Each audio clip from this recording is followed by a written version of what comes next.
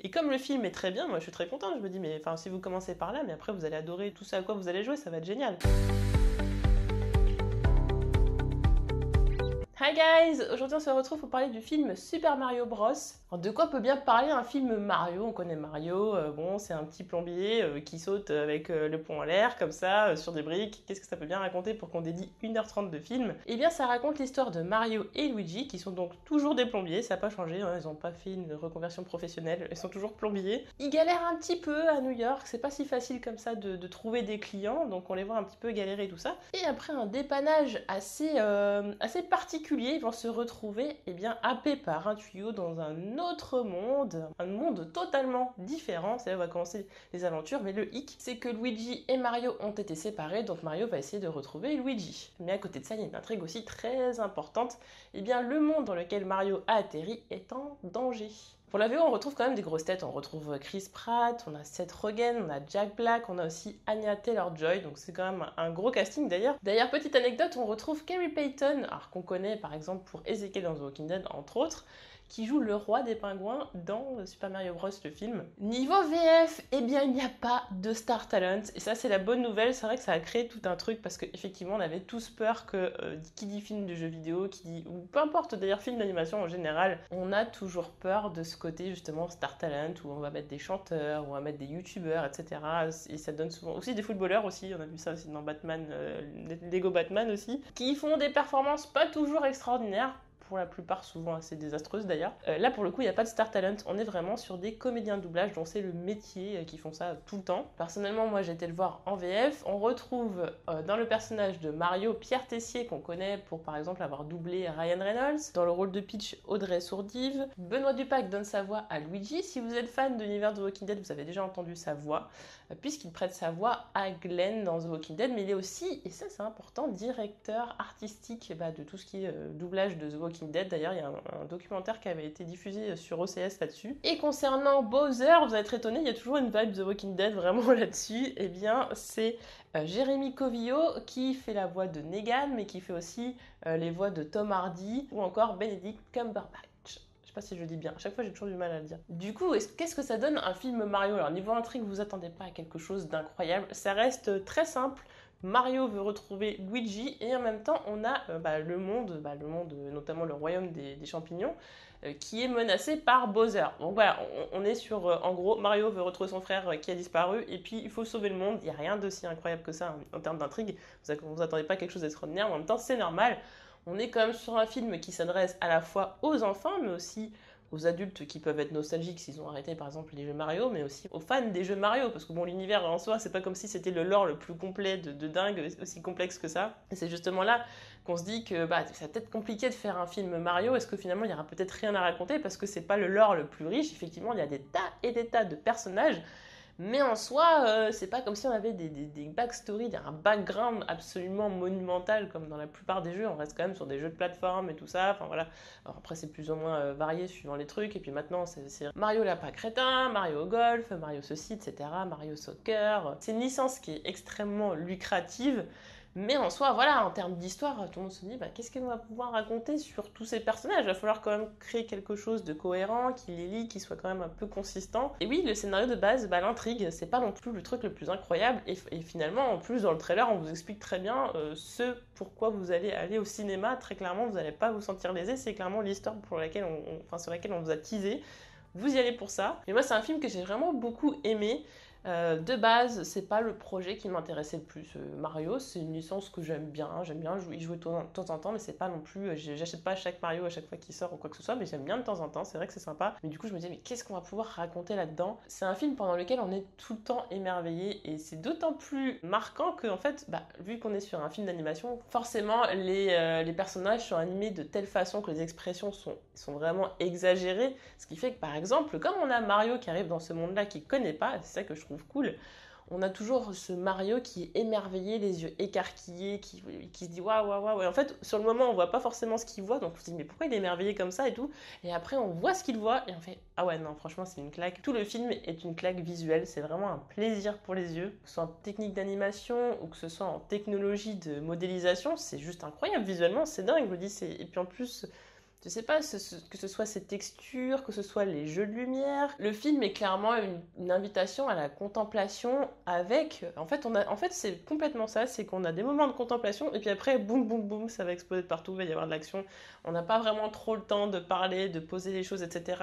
Et c'est peut-être une des choses que je peux reprocher à ce film, c'est que peut-être que ça va un peu trop vite. En l'occurrence, bah oui, effectivement, on a beaucoup de scènes d'action qui sont vraiment géniales. Toutes les scènes d'action, je les ai vraiment adorées. Mais par contre, on sent le truc un peu rushé de oui, il faut faire vraiment un film d'1h30 précise. Au début du film, on revient sur les bases du premier jeu, justement, dans lequel Mario et Luigi sont à New York, sont plombiers, et donc là, en l'occurrence, on a même la référence aux égouts de New York et tout ça. Mario et Luigi sont hyper touchants, on sent que ce sont deux frères qui sont très soudés, même dans l'échec. Voilà, c'est vraiment comme s'ils commençaient en auto-entrepreneur, ça y est, on va essayer de conquérir le marché et tout de la plomberie, puis au final, bon, c'est très très compliqué, mais ils sont soudés et puis ils se disent que tant qu'ils sont ensemble, rien ne peut mal se passer. Donc du coup, on se retrouve avec deux personnages qui vont être séparés. Ce sont deux personnages qui croient vraiment beaucoup en eux et qui ont envie de prouver leur valeur et qui ont besoin de reconnaissance. Donc il va y avoir un petit peu ce truc-là d'essayer de se pousser, de pousser les limites, d'essayer de montrer que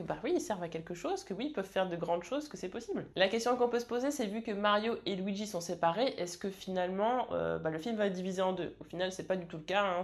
On est à plus de 80% sur l'histoire de Mario, et puis le reste par rapport à ce que vit Luigi. Puis aussi par rapport à ce que vit Mario, il y a son intrigue effectivement où lui va être à la recherche de Luigi, va vouloir sauver Luigi, mais il y a aussi le fait qu'il va falloir sauver le monde champignon, et donc comme les intérêts de Peach et de Mario vont converger dans le même sens, finalement on n'est pas sur une histoire qui se divise en plein de pans au final. Donc c'est ça qui fait que c'est pas ennuyant du tout et qu'on se dit pas bon, ça nous coupe un peu le rythme ou quoi que ce soit. On voit Bowser quelques fois, mais j'avoue que c'est juste ce qu'il faut. Dès le début, on annonce la couleur, Bowser c'est une menace, voilà, il y a l'histoire avec le royaume des pingouins et tout, c'est à la fois drôle et à la fois cruel techniquement. Justement, j'aime beaucoup Bowser qui est ce mélange justement de cruauté et d'humour. Voilà, il apporte pas mal de touches d'humour au film.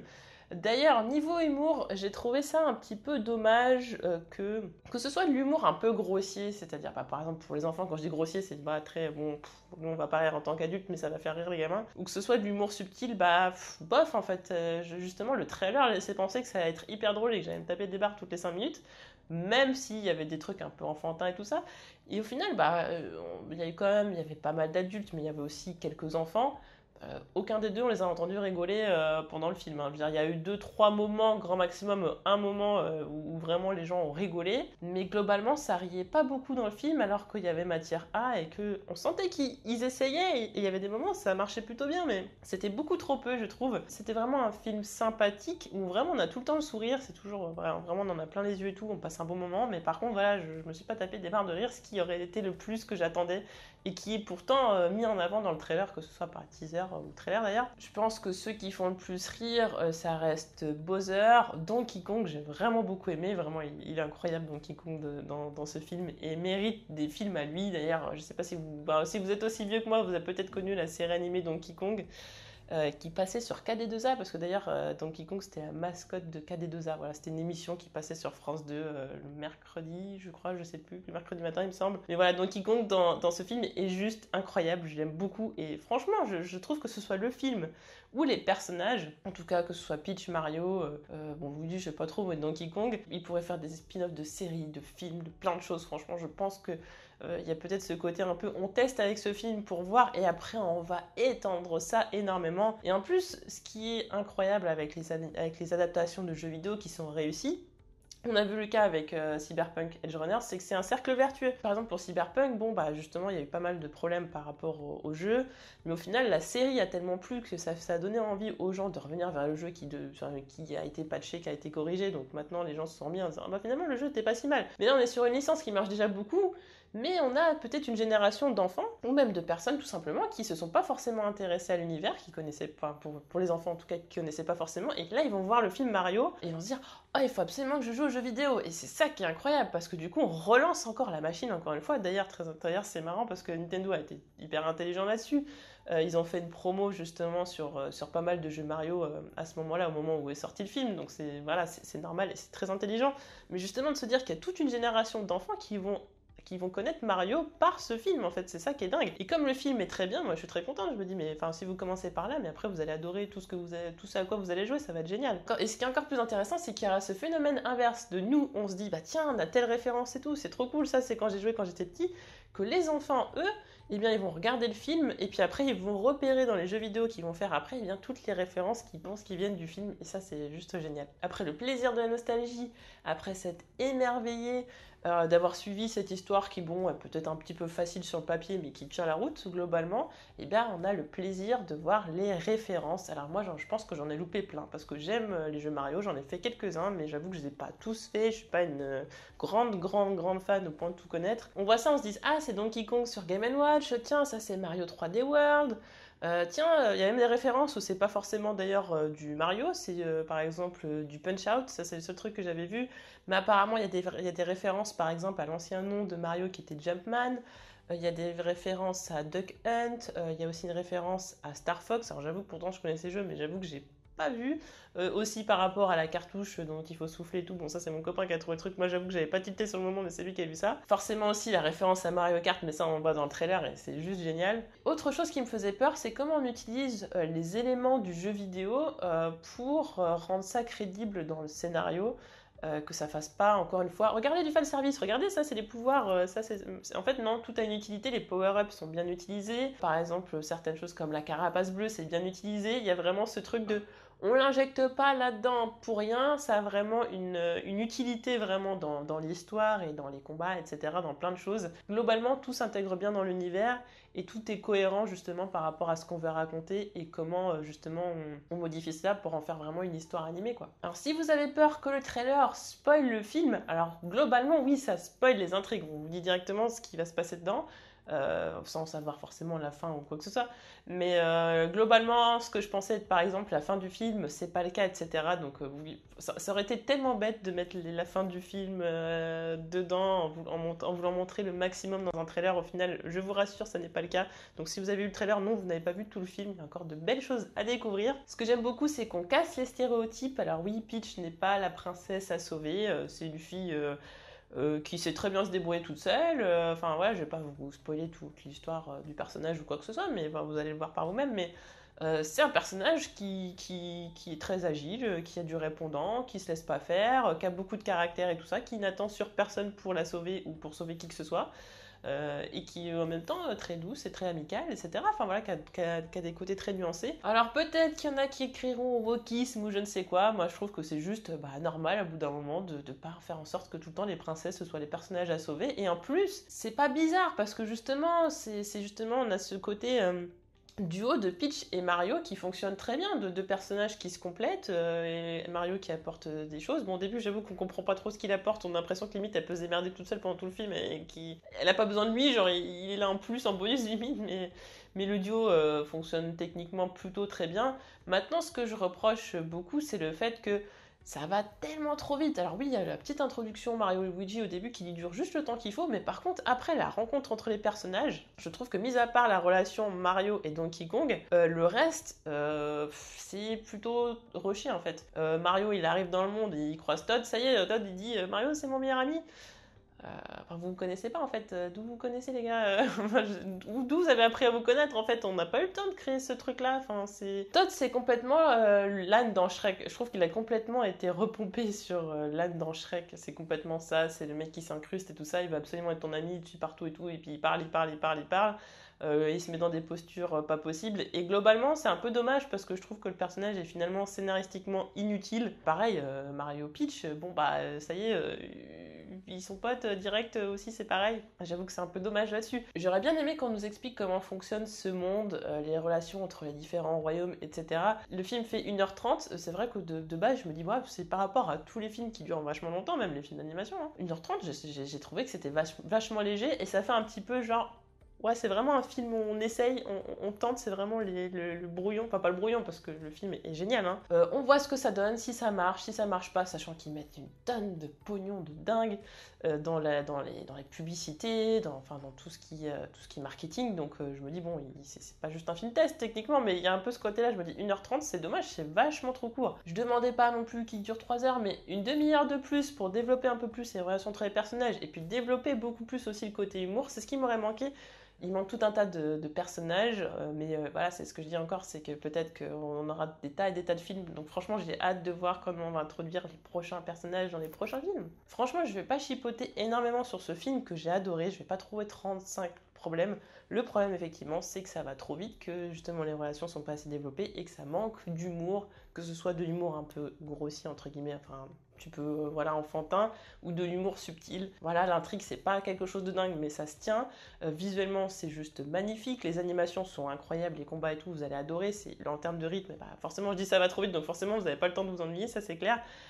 Ça raconte quelque chose et puis il y a le petit côté un petit peu moral aussi derrière, donc c'est très sympa et franchement je vous le conseille. Contrairement à beaucoup d'adaptations de jeux qui sont très souvent du fanservice que pour les personnes qui connaissent les univers et qui sont fans, en tout cas est-ce que si vous êtes adulte et que vous allez voir un Super Mario Bros, bon vous avez passé un moment sympa, ça sera pas non plus incroyable pour un enfant, je pense que c'est vraiment un film qu'il faut qu'il aille voir, vraiment le film est incroyablement joli, incroyablement sympa, c'est good vibe, c'est mignon, c'est un petit peu drôle. Ça va donner envie justement de jouer au jeu et tout ça. Je trouve que quand on est adulte, forcément, quand on n'a pas les références et tout, qu'on ne connaît pas du tout le truc, on perd quand même quelque chose. Mais par rapport à d'autres adaptations de jeux où je trouve que limite je vous conseillerais parfois de pas du tout regarder parce que bah, justement, si vous connaissez pas l'univers, vous allez vous faire chier. Bah, là en l'occurrence, vous allez passer un moment sympa. Ce sera pas incroyable, mais c'est un bon film d'animation. Sympathique. Et si vous êtes fan, alors là, franchement, bah, c'est génial. Enfin, c'est la quintessence du truc. On va passer maintenant en partie spoiler. Et une des choses que j'ai le plus aimé, comme j'ai dit tout à l'heure, ce sont les combats. Le combat contre Donkey Kong était génial. Alors vraiment, on sait pas trop, on se dit, est-ce qu'au final, bon, on sait que Mario va gagner, mais est-ce que ça va être trop facile? Est-ce qu'au final, on va se faire un truc où bon, il se fait un peu éclater, puis après, il fait un truc de ouf? C'est le cas. Au final, il n'y a rien de tout ce qui se passe qui peut être finalement si imprévisible. Tout est prévisible techniquement, enfin tout est prévisible, je veux dire les twists, tout ce genre de choses, ou la finalité du film. Mais c'est toujours tellement bien réalisé qu'en fait, bah, on peut avoir des doutes sur finalement comment ça peut se passer et tout. Et c'est vrai que le combat Donkey Kong-Mario, je me suis dit peut-être ça se trouve que Donkey Kong va peut-être finalement le battre et qu'ils vont trouver une autre façon pour rallier l'armée des Kong et tout ça. Mais le combat DK versus Mario, c'était juste génial, vraiment avec le truc, vraiment à la Game & Watch et tout ça. Mario qui prend les power-up, qu'au final, bon, c'est pas du tout ce à quoi il s'attendait, etc., parce qu'il connaît pas trop. J'ai trouvé ça assez cool. DK, enfin franchement, Donkey Kong, j'ai vraiment adoré, comme je dis encore une fois, il était génial dans le mec qui fait un peu le mal alpha et tout, mais au final, bon, ça reste un espèce d'ado fragile, entre guillemets, qui fait la reconnaissance de son père et tout ça, je trouve ça génial.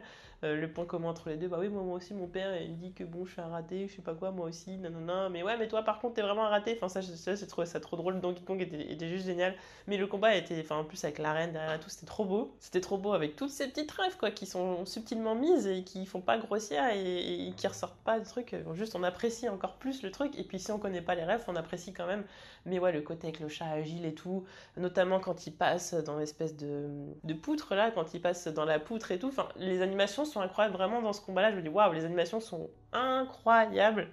C'était juste génial. Quand Peach récupère le pouvoir de glace à la fin et tout, enfin, je veux dire, en plus, enfin, Peach est vraiment un personnage trop cool parce que vraiment elle a ce côté badass et tout ça, mais en même temps, on sent qu'elle a quand même un petit peu besoin de Mario. Mais comme je disais tout à l'heure, Mario, globalement, limite, il pourrait ne pas être là. Il sauve la situation à chaque fois sur le fil, mais bon, tu dis globalement, il est pas là. C'est pas. Enfin, ok, il est brave et tout, mais tu dis presque qu'il y a limite un mec aussi brave qui pourrait faire pareil, quoi. C'est bon parce que c'est Mario et qu'on le suit, mais j'ai. Peut-être qu'il aurait fallu le rendre peut-être un poil plus nécessaire, je trouve, même si, bon, voilà, en fait, il arrive au bon moment, c'est vrai qu'il est un peu intelligent et tout ça, mais bon, je dis ça, mais en fait, d'un autre côté, non, j'ai envie de me contredire directement en disant que, techniquement, c'est un personnage qui est présenté comme un plombier, enfin, je veux dire, comme quelqu'un de normal, qui finalement récupère des pouvoirs et c'est comme ça qu'il est très fort. Enfin, je veux dire, comme tout un tas de super-héros ou quoi, comme un Batman. Le Batman, Bruce Wayne, il est riche, donc du coup, bah, quand il met tous ces trucs, il est trop fort et il fait des trucs de dingue. Bon, bah voilà, je veux dire, vous le voyez pas en train de sauver toute la ville sans costume et sans sa Batmobile, quoi. Bah là, du coup, Mario, bon, ça reste quelqu'un d'agile et tout ça, d'intelligent, mais bon, quand il a des power-ups, c'est là qu'il peut vraiment faire des trucs de fou. Le combat sur la piste arc-en-ciel, vraiment, c'est peut-être la chose. Enfin, vraiment, j'ai beaucoup aimé le combat DK et Mario, mais franchement, la piste arc-en-ciel, juste dingue quoi. En plus quand j'avais vu le trailer je me suis dit oulala avec plein de personnes et tout, je dis ça sonnait vraiment comme un Avengers avec tout le monde qui arrive et tout pour combattre les autres et en fait non c'était une partie avant la fin où il y a des retournements de situation tel qu'il fait exploser la piste, Mario qui se retrouve avec le truc qui peut limite leur brocher, enfin c'est dingue et puis au final c'est DK qui l'aide, j'ai trouvé ça trop cool parce que du coup ça permet aux personnages de se retrouver un petit peu tout seul moment de l'histoire vraiment où des personnages ont le temps de créer un lien surtout des personnages qui s'aimaient pas du tout et puis justement ça donne des dialogues drôles et tout ça. J'ai vraiment beaucoup apprécié. Mais ouais, les retournements de situation pendant cette course poursuite combat, l'utilisation des gadgets, la carapace bleue qui a un pouvoir immense. La carapace bleue, c'est vraiment le cauchemar de tout joueur de Mario Kart et qui l'est rendu vraiment aussi puissante comme ça. Voilà, elle fait carrément exploser la piste arc-en-ciel. Enfin, c'était logique et c'est des trucs comme ça, tu te dis, mais voilà, c'est pas juste ok. Et franchement, ils auraient pu faire un tas de trucs où ils lancent des carapaces et puis ça va sur les uns et sur les autres. Et en fait, non, la carapace verte, il la lance sous une roue d'une voiture, ce qui fait que, enfin, ta carte, du coup, bah, ça fait un roulis-bouli. La carapace bleue, carrément, est trop forte, donc elle explose tout. C'est des trucs comme ça. Les bananes, je crois qu'on les a très peu vues. J'ai vu utiliser une fois, mais c'est un peu dommage parce que les bananes, c'est juste génial dans Mario Kart. Et le moment aussi où ils choisissent leur carte, c'est trop bien fait aussi parce qu'il y a avec le truc de roulette comme on l'a dans le jeu. Et puis le truc qui se fait avec la peinture et tout ça, des véhicules incroyables. Le moment après avec Todd qui arrive avec son gros truc, ça, son gros monster truck limite. C'était marrant aussi. Enfin voilà, c'est des moments comme ça où je trouve que toutes les références sont tellement bien intégrées et sont pas grossières.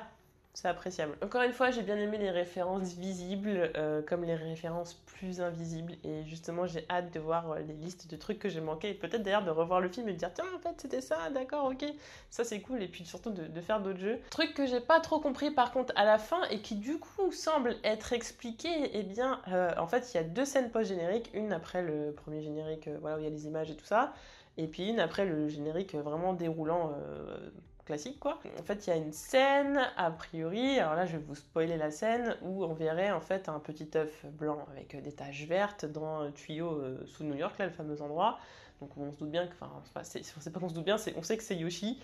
Donc du coup, je suppose que voilà, c'est plus ou moins expliqué de comment ils font pour revenir dans le monde des champignons, parce qu'on se dit bah tout a explosé et tout, mais je suis en train de me dire maintenant ils vont tous rester bloqués à New York. Je veux pas d'un film avec les personnages de Mario à New York. En fait, moi je veux des personnages dans le monde champignon parce que c'est trop beau, c'est trop génial, moi je m'y plais, ça me détend, voilà. Du coup, j'avoue que j'avais pas compris, donc possiblement que cette scène l'explique. Mais globalement, franchement, j'ai pas envie de chipoter. C'était une expérience géniale. J'ai vraiment adoré. Je sais pas ce que vous en avez pensé, vous me le direz en commentaire. Voilà, j'ai retrouvé mon âme d'enfant. J'avais envie de rejouer aux jeux vidéo. Les références étaient subtiles. Elles étaient pas mises. Regardez ça, ça, ça, ça. C'était vraiment cool. On a vraiment deux fils conducteurs comme ça qui se lient pour pas qu'on se perde un petit peu partout. C'est intelligemment fait, ça raconte quelque chose sans que ce soit non plus incroyable. Je dis pas que c'est le scénario le plus complexe de tout ça, mais en tout cas c'est cool. Et puis c'est français, c'est réalisation française donc ça fait plaisir. Voilà pour mon avis sur Mario Bros, le film. N'hésitez pas à donner votre avis en commentaire et on se retrouve très vite pour d'autres vidéos. Salut!